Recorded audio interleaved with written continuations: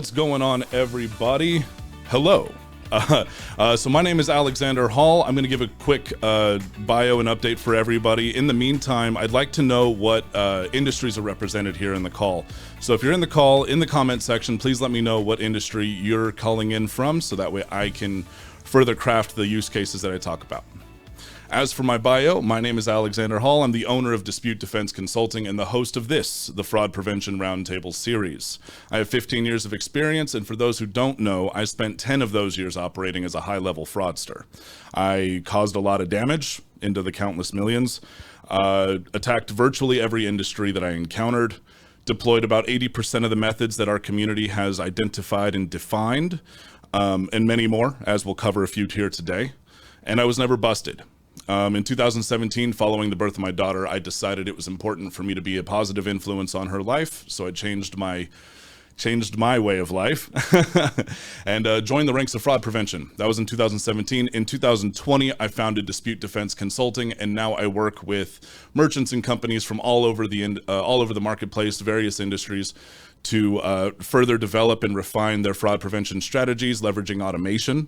And I work with service providers, fellow vendors in the fraud prevention space, in various SME capacities, such as vendor assessments, like I assess their offering and tell them improvements that they can make. Training, I tell them what my most sophisticated methods were, and we move forward in ways to develop their product further. 3 is sales strategy. 4 is marketing directives. As you've all seen, I've been in webinars and public speaking where I speak from a unique standpoint. All right, so let me go through these real quick. We got financial services, we got fintech, we got loss prevention and retail. Nice, okay. So a lot of this is going to apply. Cool. I was already planning on doing a crossover between e-commerce and financial services, fintech, so on and so forth. So this will be good for everybody that's participating.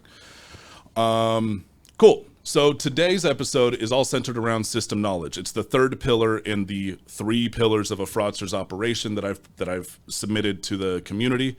The first 2 were identity information and payment information. During those 2 sessions, I discussed how that information is obtained by fraudsters, how that information is manipulated by fraudsters, and how it's been deployed historically across the marketplace. In this is the final piece to the puzzle. This is what brings it all together. This system knowledge is what is used to depict to the fraudster what touch points are available to interact with, what type of information is being verified, what type of information is being requested. So this is where everything comes together. So during this, we're going to talk about what it is, which I just gave an overview, the industries that are targeted for those use cases, and based on what everyone's saying here, we're going to focus on e-commerce and financial institutions.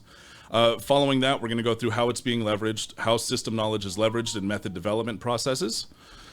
And then finally, we're going to touch on strategy development items that everybody can deploy as they leave this. Sorry, I didn't silence my phone. There we go. All right, so let's kick it up. So what is system knowledge? As a fraudster, it's important to understand that they need to know where they can interact with a company, regardless of what the company is. They need to know where they can interact with the company with the intention of causing an effect on the back end. So when we traditionally think about fraud, we're going to think about the checkout form. Someone stole some payment information, they typed it into the checkout form, and they put through a transaction. Yes, that's a valid response, and yes, that amounts for a high level or a high number of exploits that exist out there. This system knowledge is what allows fraudsters to manipulate systems at different touch points. We'll get into that. So what are the elements that go into system knowledge? Well, the first element is, where are these touch points? Where can a user, yet undefined whether it's a good customer or a fraudster, where can a user interact with a website, an app, a call center, an email service, social media? Where can a user interact with a company in order to affect change on the back end? So the answer to that is every touch point across the customer journey. Right? I'll get into that when I get to the e-commerce and financial institutions in those crossovers. So next, what industries are targeted? Well, every single one. Whether you're B2C and you're selling shoes, fraudsters want your shoes, right? If you're B2C and you're an insurance company, wouldn't they like free insurance that they didn't have to pay for out of their own pocket? Okay, well, that's a value prop that they'll like to take advantage of. If you're a bank, don't they want credit applications to go through so that they can establish and control credit lines? Yes. If you're a retail furniture store company in person, right, an in-store furniture store, wouldn't they like to have access to those financial lines, those financing options? Get an item and never pay for it because they established the line under a stolen identity. Moving up from there, we go into B2B engagements. Well, wouldn't it be nice if a fraudster could get a hold of $1 million worth of product on a 6 or 12-month billing cycle, or on consignment even? I've seen that happen. Moving up from there, you have identity theft attacking issuers.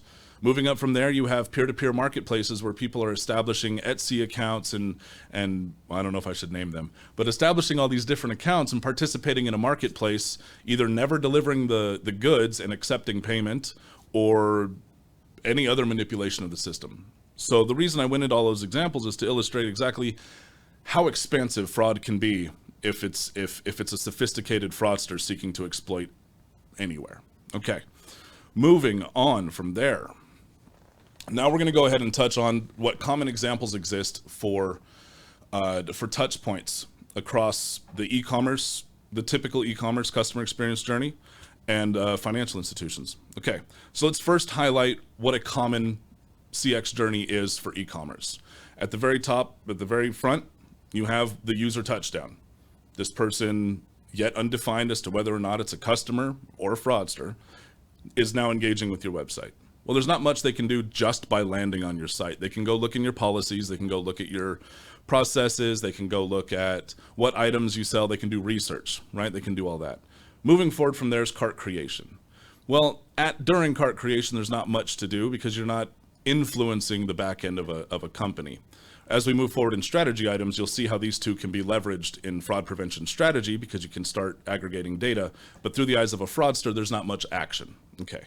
Moving forward from there, we have the checkout form. Okay, so this is the first point that is most common for exploits. What information is being submitted to be for payment? Do they accept ACH payments? Do they accept PayPal? Do they accept third-party apps with authorized push payments? Can I link a bank account to a third-party app and then access this website and process payments? The important thing here is, at the checkout form, fraudsters are looking to see all the different ways that they can process payment with your company. If they can submit a check, if they have MOTO, right, mail order and telephone order, if they can call into your company, bypass all your website security and place an order, is that an option? Is that a route to go?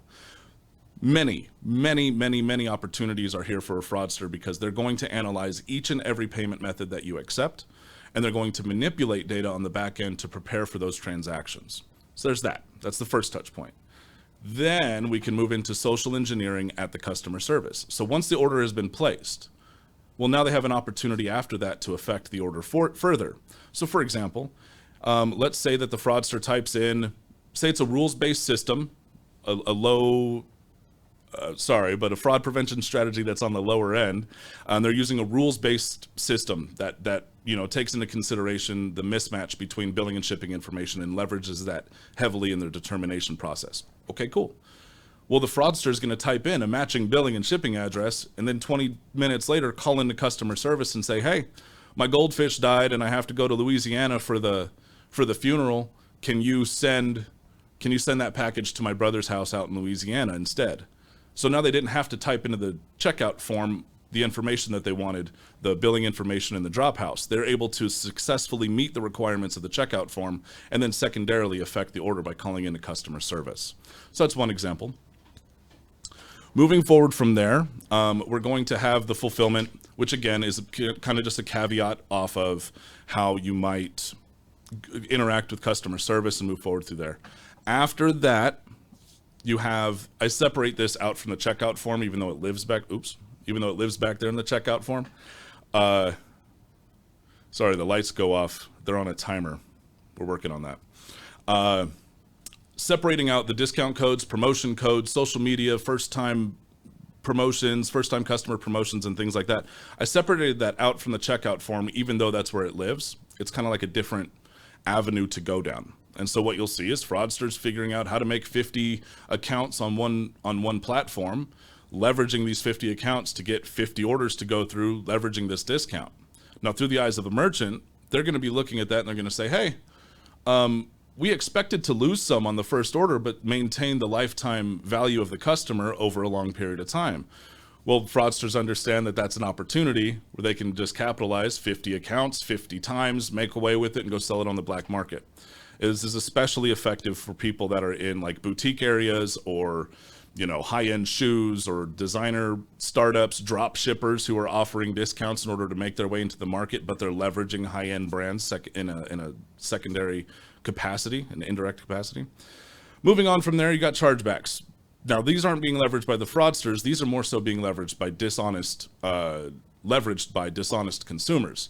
$5,000 credit line on a card, and they realize that they can blow up that entire credit line, file a chargeback, and get that money back. So it's another place to keep eyes on. Yeah, that's just e-commerce, and that's just a common example. Moving forward from there, we're going to talk about financial institutions. Well, the targeting areas that we're going to be looking at for financial institutions are the creation of accounts for muling immediately. User engagement on a website isn't too actionable through the lens of a fraudster. They can look at your policies, they can look at your requirements, they can look at all of that, and do research, like I was saying, but they can't affect much on the back end. When it comes to creating an account, that account has value, because at that point in time, you need to be able to fund the account. Well, what if the fraudster uses that as a mule account, links it to 3 or 4 accounts, or processes wire transfers, accepts payment if it's a B2B, if it's a business account, X, Y, and Z, all of these different items, just establishing account. We made an account. Now that account has value. We just need to leverage it. Okay, so that makes sense. Moving forward from there, we have lines of credit. Pretty straightforward process. If you watched my last session on identity information and the manipulation process that I used to deploy, you'll find the end result is to build up a profile, both superficial and credit report, build all that up, manipulate and inject new data into it, and then go apply for credit cards. That's the high overview. Go check it out if you want the breakdown. For credit lines, establishing credit cards, and then secondarily, maybe sending the card to the registered, identity, their real address, but then adding to it an authorized user after verifying information. I go through all of this so that you can hear how all of these methods, in the eyes of one fraudster, can tie across any platform that exists. If there is an engagement and there's an opportunity for a user to make a request and submit information, a fraudster is figuring out how to make that work to their benefit. So moving on from, so the second part of that, so those are all the touch points, right? The touch points that could be exploited with what methods? Okay, well, what does that mean to us in the fraud fighting capacity? What that should mean is every single engagement that a user has the opportunity to affect something on the back end needs to be strengthened. We need to be doing verification processes. Now, on the superficial level, that sounds bad because it's like adding more friction, and that's what we want to avoid. We want to stop having so much friction for our customers, and we want to let them flow through while adding friction to the bad guys, and that makes sense. The way that we do this is we use a lot of back-end processing. As I had mentioned earlier on, the second a user engages with your website, the second they touch down, you can begin to aggregate data on that session, whether it's through data, whether it's through session data like IP address, MAC address, browser, all of these things, all these data points. You can start moving in with behavioral analytics. Does it look like the behavior of a bot? Does it look like someone who is exhibiting identified trends of the past for people that are seeking to exploit the website, maybe traveling straight to the highest, the most expensive items on the list and building a cart that way, and then dropping the cart to go research because maybe they can go sell it somewhere else. That's something that we've seen in e-commerce. Maybe it's the way that they navigate through the forms. Maybe it's the same IP address being used to create 50 accounts. Maybe it's geolocation that says, hey, we've had 50 accounts in the last hour come from one geolocation. All of these caveats and all of these examples are ways that you can begin leveraging data from the very first touch point. As you move through the customer journey, it's important to understand that every request that they make is accompanied with some information. So on the surface, you might only type in a username and a password, but on the background, you're seeing a lot. And by leveraging the data that's available on the back end, you're able to start defending from like ATOs, the account creation, like I said, for promotion abuse, making of a bunch of mule accounts. All of these things can be leveraged. And that is the starting point. And I'm going to go into this in my strategy development series, but that's the starting point of understanding that it's just the tip of the iceberg where the user is interacting. And using everything that's below the surface, you can start to create accurate determinations as early as possible. So those are the 2 points at that stage. Where do they attack? And what are they looking to need to verify? So for fraudsters, if you're accepting identity information, how much work has to be done on the back end to groom the information and manipulate the information in order to meet the needs of the application? When it comes to the checkout form for e-commerce, how accurate and how robust does that information have to be, and how much of it is being verified on the back end? Now, this raises a big question. When it comes, or a big concern, I should say, when it comes to fraudsters, like if you were to go through any one of my operations from my past and you went into any one of those closets, you'd see boxes and boxes and boxes and boxes of profile information, of payment information. You'd see files on the computer that are just huge lists of manipulated information, checking account information, phone numbers, profiles, on and on and on and on and on. Well, what this means is we need to, in my opinion, it's important to drop the idea that someone gets one set of information and then squeezes as much value out of it as they can by typing the information in at some platform. For me, I was able to manipulate 10 or 12 profiles at a time, work with hundreds of sets of payment information, start to manipulate many checks and see where the login information can be used. It was all over the place.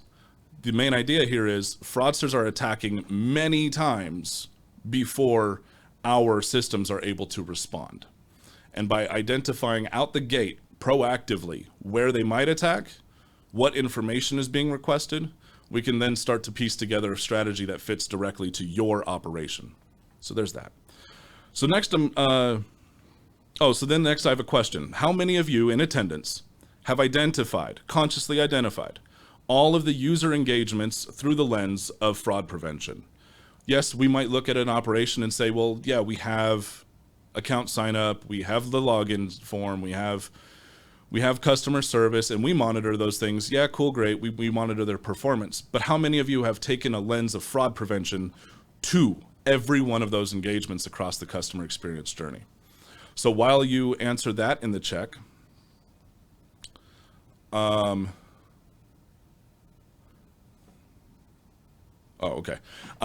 with that, I'm going to start talking about sophisticated methods that I discovered while I was operating on the bad end. When I went through all of the method development processes and all of the experimentation and all of the experimenting with every single touch point across the customer journey, I'm going to bring forth 2 methods that I used to employ that haven't been really spoken about on this side of the fence. So one is insurance refund fraud. Now I mentioned this during on a podcast with my friend Carice. Hi Carice. We spoke about this, and it was really valuable for me, and it touched on the manipulation of multiple systems. So I call those types of methods multi-system exploits.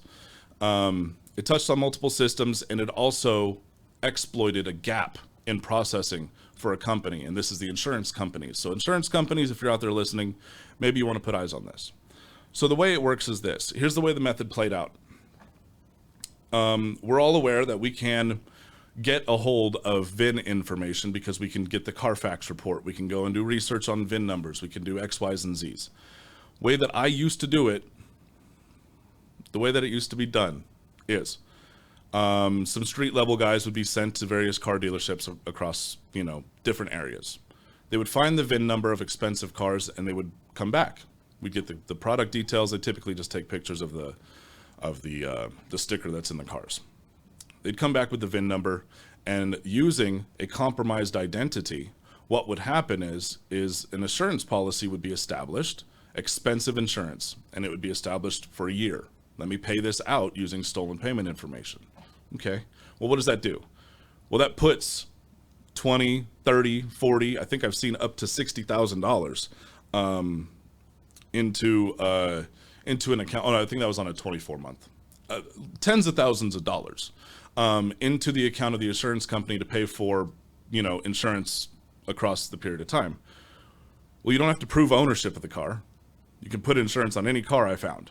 Well, that's one. Do we verify that? Do we need to verify that? What's the value of that? Does it make sense that this person would be putting insurance on a Lamborghini? Does it make sense? Okay.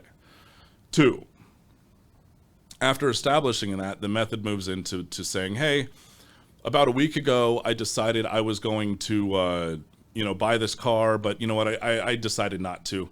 So can I just get a reimbursement? Can I get a refund? Can you send me, refund?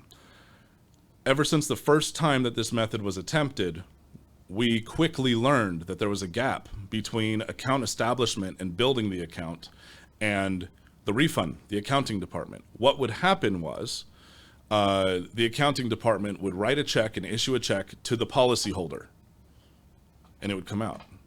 Well, what does that mean through the lens of a fraudster? Well, if I create an account under Jimmy Jones, right, a compromised identity number 1, and I use a business banking account to pay for the insurance, I can have a high probability of success getting that payment into the system.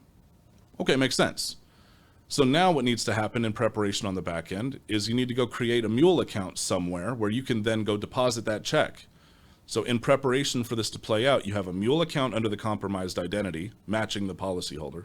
You have payment information coming from a bank that makes the transaction go through. And only a week later, you cancel the service, getting a refund in the name of the compromised identity that matches the mule account. Now the check that came out, who's going to challenge that? The check comes out and it's issued by that company. It's their check. It meets all of their security. It meets all their security items. It meets everything. Okay, so what are we going to do about that? What are we going to do about that? That was discovered during the system knowledge development process when I began to interact with refund fraud and policy abuse 10 years ago.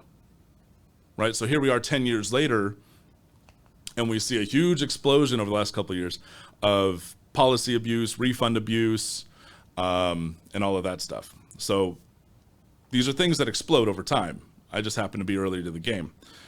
So the gap that's being identified there is the verification of the payment, the verification of the account holder. I should not have been able to make an account under that person's name, and I should not have used a completely unrelated payment method to pay for their insurance. At least that's not how I would have seen it. In addition to that, the refund going out to the policyholder and not being reversed in the payment, I feel, is another gap that needs to be at least looked at. I don't know the subtle caveats of how insurance companies work, and I don't want to pretend to know. But the combination of those resulted in hundreds of thousands of dollars worth of losses for those insurance companies through fraud. So that's one example of a sophisticated method that exploits multiple systems, bringing together one method. Moving on to the second method is what I call third-party ATOs. This is for you guys in the financial institutions. This is for you guys in fintech. Again, this is 10, 12 years ago that I was doing this, so it's been a long time. But the idea was, we're getting all of these checks. Bad people on the streets are aggregating a whole bunch of material, and up through the chain, it ended up coming to me back in the day. Well, how can these checks be leveraged? Okay. Well, checks are highly viable in many different ways. You can use it to pay for things, right, in a retail capacity. You can use ACH transfers. You can type in ACH information into certain websites that are out there. You can link accounts. So like there are 10 or 12 account platforms that I was very familiar with where you can create an account over here, link an account through an ACH using micro deposits, and then have the primary ATO'd account fund the second account, and this account over here, the fraudster has access to the card. So now anywhere that card gets spent, it's pulling funds from the funding account through that profile out the card. Well, how is this done? Well, the failure here, I can't say failure, but the exploited system here is the archaic micro deposit system. I've spoken with a lot of vendors. I've spoken with a lot of financial industry professionals. I've spoken with a lot of individuals about how we can go about doing something better than microdeposits, or if we're going to maintain microdeposits, what we can be doing on the back end to secure it. So anyway, the process goes like this. The fraudster gets a piece of compromised identity information and builds up a profile to the point where they can create an account with a fintech, or nowadays with iGaming, esports, all these buzzwords, crypto accounts, investment portfolio companies. All of these people have the opportunity to fund through ACH. But based on what I've seen, I started an investment portfolio a couple of years ago, and the same method played through. Verify through a microdeposit that you have ownership to this account. We'll link it, and we can make payments through, or make payments go through. That's scary for me because I know right the damages that were being done. So anyway, create the account on the fintech, in the crypto, in the iGaming, in the whatever. Make that account first. Secondarily, get a hold of any account that you have the account number and some of the profile information. Sometimes it requires the social security number. It might be the last four. I've seen as lax as the billing zip code, right? I've also seen as lax as if you type in the account number, and I think it was the first four of the shipping or the billing address. If you type in the first four, that code, proved authority to it, and you can get access to the transaction history. Now, you're not accessing the account. You're not going into the account and changing profile information. That's why I call this a light flavor of the third-party ATO. All you're doing is getting the transaction history. So if you've created this account over here, and it's asking for you to verify authority to another account, and all you need is the account number from a stolen check and the billing zip code, which is on the check, you now have access to that transaction history depending on what financial institution the funding account is based in or has been established at. Verify the microdeposits, and now you have access to the funds, hundreds of thousands, millions of dollars, and the transfers are being done through ACH. And you've proven ownership, so now it's the two companies fighting each other instead of the account holder claiming this and filing a chargeback with their issuer against a merchant. It's an ACH transfer, and it's been verified. Authority has been verified. And now with all these booming industries taking off, crypto, the different caveats of fintech that are emerging, different financial institutions that are participating in the linking of third-party accounts, all these payment accessibility platforms. I've seen so many still doing this one method. It's a glaring hole. So anyway, that's the second method that I wanted to bring up, and I would only learn those things by experimenting with different sets of information, seeing what the system requires, the system that I was going to attack would require, and seeing what information was being verified, what would be seen as authorization. So there's all that. Moving on from there. Oh, I'm flying through this. Wow. Let me take a second here and look at my comments. Let's see what we got here. Does anybody have any questions so far? Does anyone want to bring up any specific use cases? Ask any questions? I forgot to encourage you to interrupt and throw whatever in the chat. I know it's fun for me to just tell interesting stories, but I don't particularly like to just puke at everybody. So let me quickly go through the chat, see what we're dealing with here.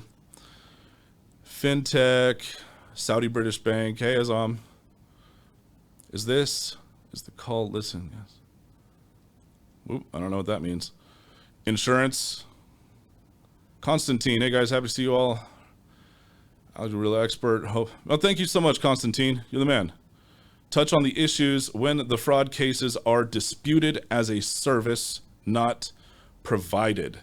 Okay, yeah. So we all encounter different flavors that are coming in through the chargeback world. Let me go ahead and put a like there. Thank you, bro. So this would be similar as, you know, in my idea, my feeling is I would pop this under the same umbrella as item not received, item not as described, service not provided would fall into the same category. The general strategy for that would be to gain clarity. So I would assume if it's a service, okay, there's a lot of ways that can go down. Let's take a network streaming, you know, like a streaming service. That's a service being provided. Okay, let's go with that.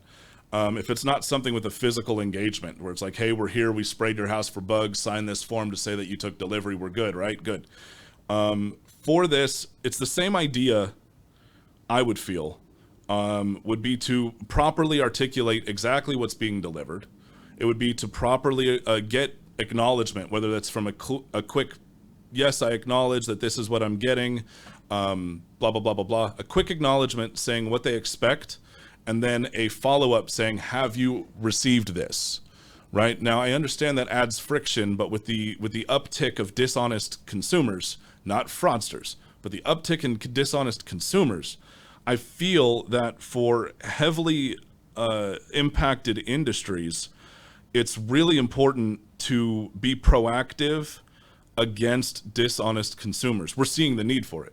It's not nice to say, don't get me wrong, and I don't want to rope dishonest consumers in there with fraudsters. So maybe not be so drawn out in your prevention relative to dishonest consumers, but it is definitely an uptick that we're seeing, right? This dishonest consumer mentality is that's the same justification I used to use when I was a fraudster. I'm not scamming people directly. I don't go break their bones and take their purse or their wallet and stuff. So that means that I'm only attacking the merchant. Only the merchant loses. Merchants have millions and billions of dollars. They can stand to take this loss.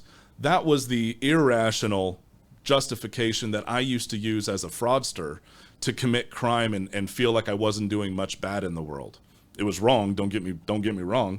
But now we're seeing consumers who are being verified through PII KYC, who are being verified at the checkout form, who are being verified when they interact with customer service. They're being verified throughout the entire process of being a good customer, and then they flip the script and end up filing chargebacks. We need to take the same precautions that we would otherwise and make sure that our policies are on point to properly describe what we're delivering, properly document what was delivered and how it was delivered, and properly get the customer to acknowledge that the item was delivered. Maybe entice them with the 5% discount later on. I've seen that tactic. Maybe entice them with a sticker. Maybe entice them with a shout out on social media. Who knows, right? There's many different use cases. But there's a lot of things that are relatively cheap or free or helps to build and establish a more trustworthy relationship between you and consumers that also protects you on the back end. So if you can put these things in place, these policies and these outlines, I think that can be beneficial when building up supporting documentation for representments based on INRs, items not as described, just chargeback abuse reason codes, right? So there's that. You got it, Constantine. Tommy Wen says there's a scam going on with where accounts are being compromised and fraudsters are making purchases with MOP on file. What are some scenarios on how these accounts were compromised? MOP, can you describe? I don't know what MOP stands for. Let's see what we got here. MOP payment. Oh, method of payment, right? Duh. Sorry. Let me get back over here. So, well, the truth is, if you're allowing your customers to store payment information, right? Fraudsters will become aware of this, and if by leveraging historical data, good performance of a customer in your profile, and you say, hey, we've had a good run so far, we don't need to keep doing these verifications. Fraudsters are aware of that. They participate in the system. They come over to our side and see what we talk about. The loose ends that we talk about, they listen to it and they go back and find it. So if they find out that a service provider or a platform, a merchant, whoever it is allowing you to store information and pay with it without verifying again every purchase, that's just an expected risk to one day be exploited. All cases are just a note to businesses to build more effective processes. Yes, sir. Yes, sir. Yeah, so as I was describing, when it came down to the e-commerce and the touch points and all of that, well, this is a use case for ATOs. So as we've seen over the last 16 months, 24 months, however you want to count it, these breaches have been taking off. And that's another thing that I should bring up. When we talk about what industries are being affected, right? All of that was for the method to be deployed against. Now we're seeing that every single company in the world stores data that a fraudster sees as valuable. Well, if the fraudster has $10,000 and says, hey, cyber criminal counterpart, friend, colleague, guy, will you go hack into that system and get me all of their login credentials, please? Thank you. Well, what if they're a web hosting company and they get access to all of the systems in a business websites? What if they get access to all of that login information? What if they get access to, financial industry accounts? What if? I know there's more security there, but what if? What if they get access to any of these services that businesses use to market and promote services to the general public? Millions of login credentials, millions of email combinations, millions of profiles. What if? We just saw several. I won't name them. I'm not going to call anybody out. But if you want help with that, I can help. So when we talk about who and how fraud is affecting the marketplace,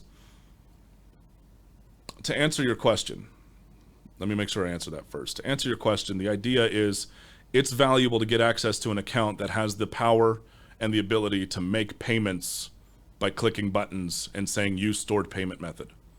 Is it not? Okay. If you can see value there, if your good customers and your good users can see value there, you should understand that fraudsters see value there too. So I wanted to quickly comment.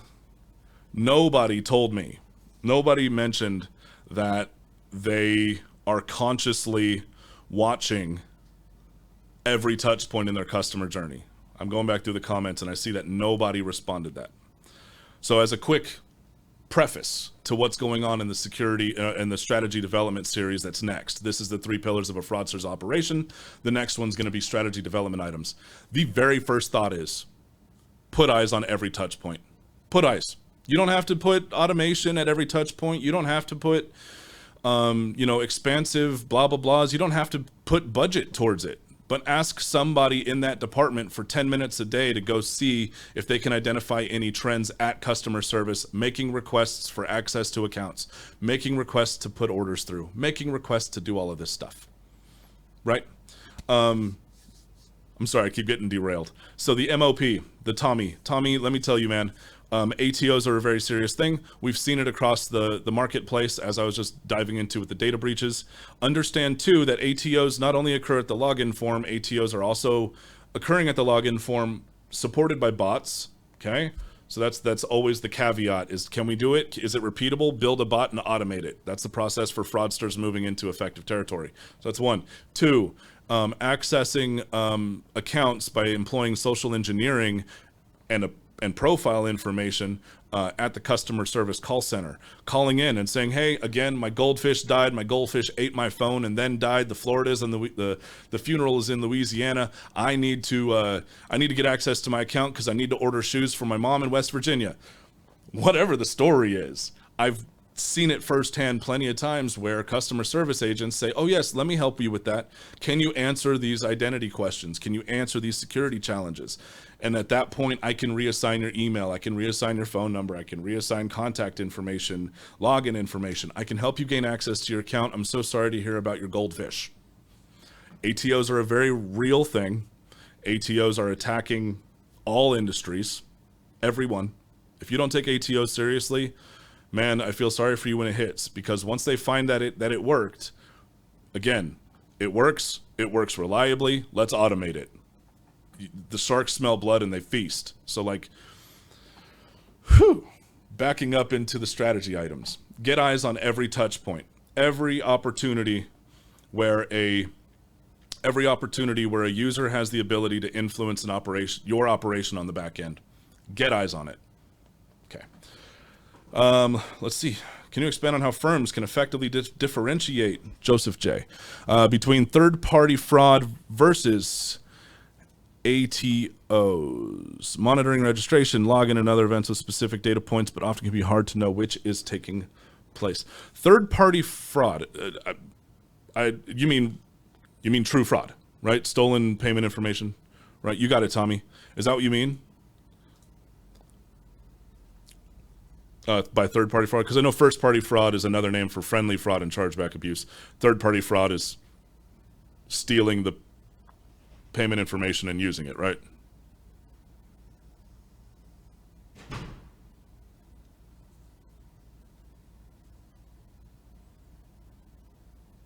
Okay, then yeah. So how firms can effectively differentiate. So when you say a firm, are you talking about the person where the person is banking, where the compromised payment credentials are, or payment information is banking? Oh, straight up identity theft. Dude, oh, 100%. So I suggest that you go back and check out the first of this series where I would go over identity theft, how the information's obtained, how it's manipulated, my whole process and everything. To answer your question just straight up, what I look for is I leverage expansive PII. Now, if you're dealing in the fintech and you're dealing with PCI and GDPR and blah, blah, blah, you need to work with certain vendors over certain vendors. So do research in that. Yeah, Ola, it is. When it comes to identifying identity theft, right? The process for manipulating identity information, at least through my eyes and how I used to do it, was you first start to manipulate low-level stuff. So that's social media, emails, associating phone numbers, burner phones, maybe prepaid cards, whatever it is that doesn't really have high verification. Secondary to that, you start to link bigger accounts that then report into the credit report. Once you have access to that, you can then create different accounts at different levels and begin to associate information to the credit report. I call that credit injection. There's account reassignment, where you would take an established phone number or phone service and associate an authorized user, associate a new identity to it. So that way this phone number gets reported to that credit report, right? The one of the compromised identity. All of this stuff stacks. And then at the very end, I call it credit hijacking, where somebody employs someone like, well, I won't name the companies, but something that locks or freezes the credit, effectively locking the victim out of their own credit profile. Right now, they look like the intruder when they try to gain access. So that's the overall. Go back and check out that session if you want the drill down. As far as identifying identity theft, what I suggest anybody do, whether you're a merchant, fintech, crypto, whoever you are, whatever buzzword industry you might be in, figure out how you can gain access and leverage expansive PII. I understand that with PCI and GDPR, you don't get that access, but I am working with different vendors to begin to put together a black box reporting system that focuses specifically on identifying identity theft. I personally feel that with all these data breaches, identity theft is going to skyrocket. The value of compromised identity information far outweighs payment information, far outweighs anything else. And as soon as the fraudsters who are 20 years behind where I was, when they figure out how to manipulate it, it's going to be a conflagration across the nation, right? Big fire. Anyway, so learning to identify identity theft starts when you reflect on data points when they were first introduced to the profile, right? At some point, a fraudster got the information and began to manipulate it.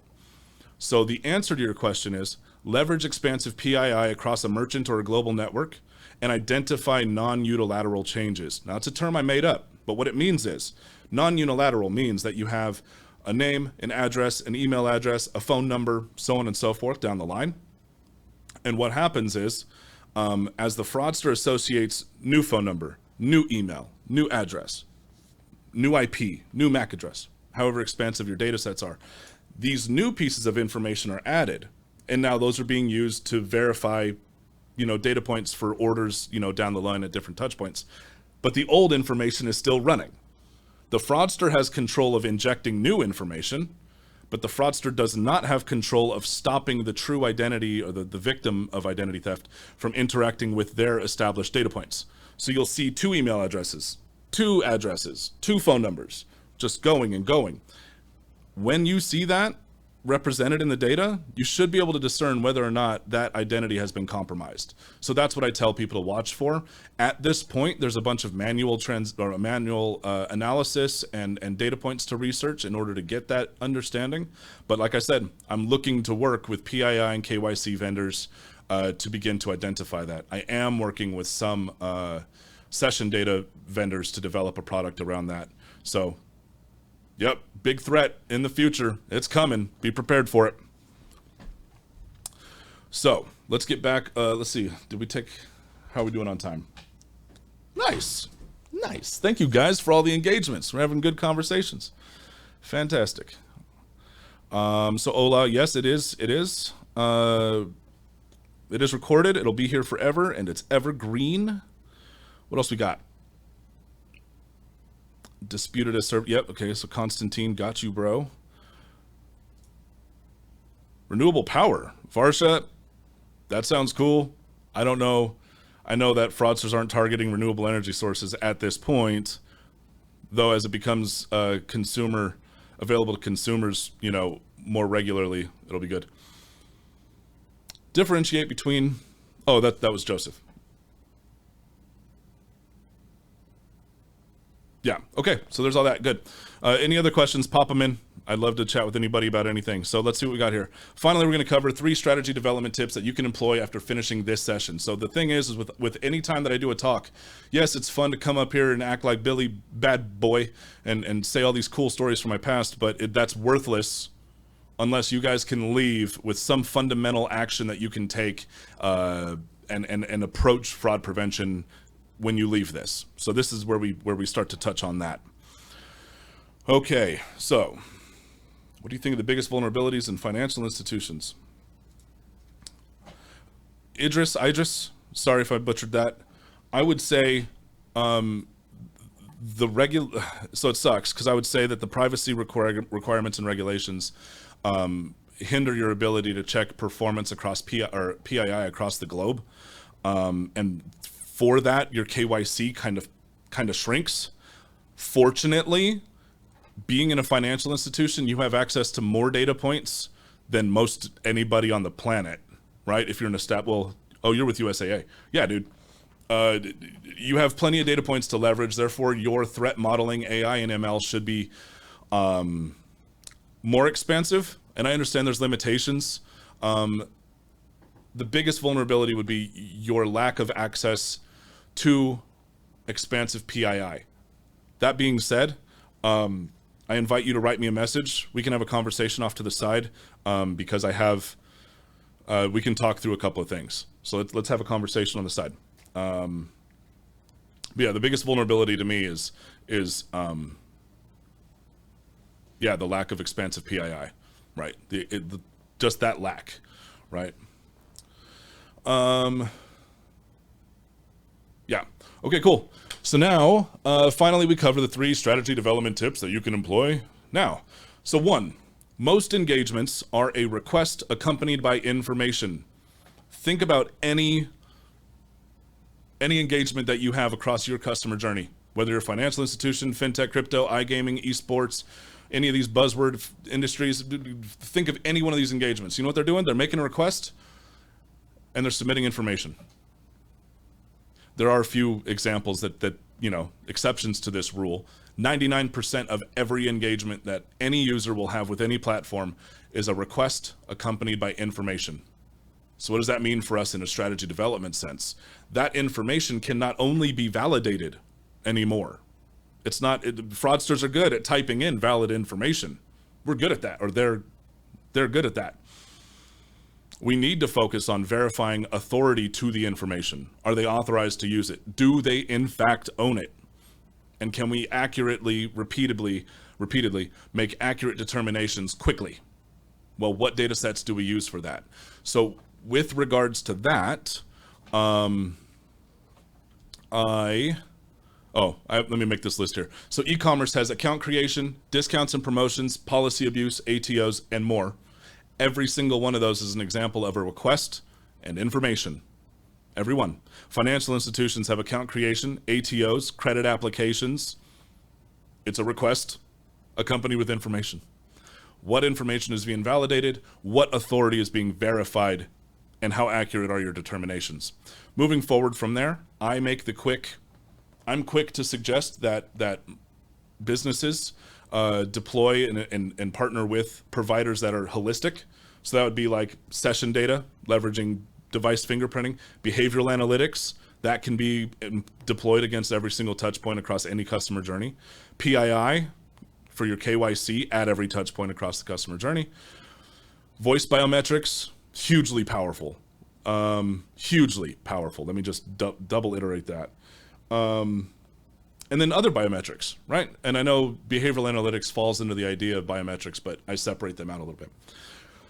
Employ a holistic data set by partnering with a provider and have checkpoints at every touch point. If you want, we can have more conversations centered around that to see what works best for you. And I can make suggestions to vendors if you'd like. Moving on from there. 2, the limitations of the scam first mentality.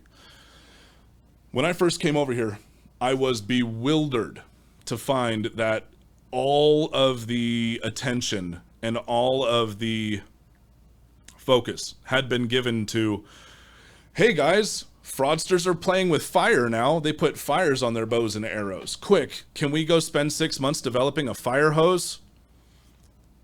Don't get me wrong, there's a value to that. When something pops up in the market, we need to automate it, we need to build software, and I get that. So it has its value, but it should not be exclusively the approach that we use. It should not be the exclusive approach that we use. What we need to do is what I've been...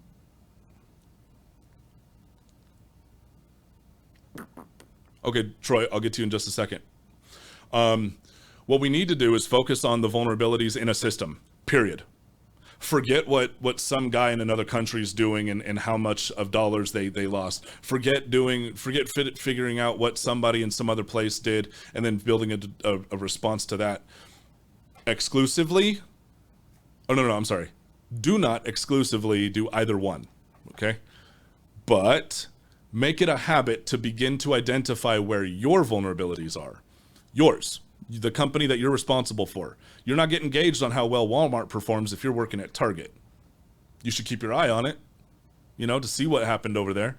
But you should be worrying about Target's, or your companies. I guess I shouldn't be saying people's names. You need to be focusing on every touch point, every user engagement, what information is being verified, and also being as effective as possible by deploying one data set that can be applied successfully across many touch points.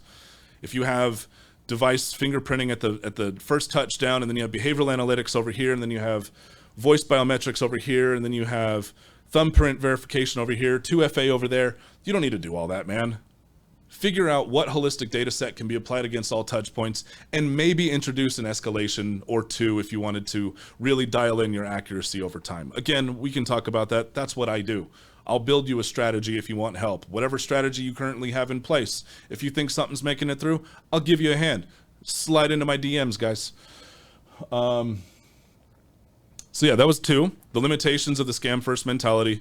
Understand it's important to know what's going on in the marketplace, but it's your responsibility to know your company's vulnerabilities and be conscious of it. Let's chat. 3.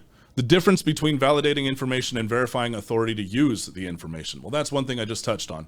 As you're drilling down on all these data points, billions of data points in the world, each one with cross-referencing data that implies this story, each one cross-referenced with another story to indicate whether or not this is an accurate thing and whether or not, this transaction or this request to influence your operation should go through. Billions of them all. We need to learn how to leverage the data points to get to an accurate determination that is repeatable. Validating information, I'll say it again because I know I said it earlier. Fraudsters are good at typing in valid information. Valid information can be typed into a form. That is not fraud prevention. That's seeing whether or not there's funds to process an account. That's all. We need to verify the authority to the information. Does this make sense based on this identity's historical performance over a merchant or a global network? Does it make sense? Does it fit into their trends? Does it fit? Well, only the data will tell you that. And the more expansive your data is, the more accurate your determinations can be, the more reliable your determinations can be, and the quicker your determinations can be. I'm not here to pitch any automation particularly. I partner with like 30 or 40 vendors, but I am telling you, as you grow, your goal should be folding in automated vendors and partnering with them. There's just no argument that I'll hear against it, honestly. And I've had conversations with Fortune 500 companies and Fortune 50s or whatever they are. I've had plenty of conversations. There is no valid argument to go against ultimately adopting automation. Okay. Where are we at on time? 4 minutes. So I'll finish up what my notes are. Please feel free to drop me a message if you have any questions or would like to refine or further develop your fraud prevention strategy. If you do not have have not consciously created a fraud prevention strategy, let's have a conversation. I'm not a money grubbing whatever. I'm down to have conversations. I'm down to do whatever I can to help the community, raise awareness, be effective at our jobs, and have a lot of fun doing it. So reach out to me, feel free. I would love to get everybody's response to this. If you found it insightful or useful, if you're gonna be able to turn around and do something with your operation, please drop some likes or drop a comment in there, please, to let me know how we did. Additionally, as you may see, we have this new design. I have an executive producer now. He designed the process. He designed the outline, all of this pretty stuff that's here. I wanted to give a quick shout out to him. His name is Isaac. If you're looking for any video work to be done, if you're looking to do any webinars, please get in contact with me. I'll connect you so that he can make your stuff look professional as well. Awesome. As for Troy, everything, in my opinion, when it comes to employment fraud.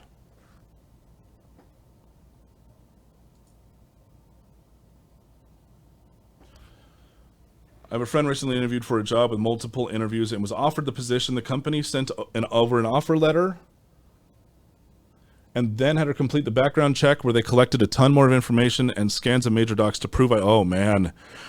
She left her old job, showed up on day one in the new company and had not recorded of her. Oh, didn't know who she was. Okay, they identified one of the interviewers as an actual employee in an investigation.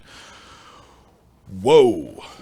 I definitely see the value there. I think that is a long and drawn out way to get a hold of identity information. Like if that employee is doing that as a way to get to get identity information, that's a long process and very dangerous too, since apparently they made that connection very quickly. Troy, let's have a conversation.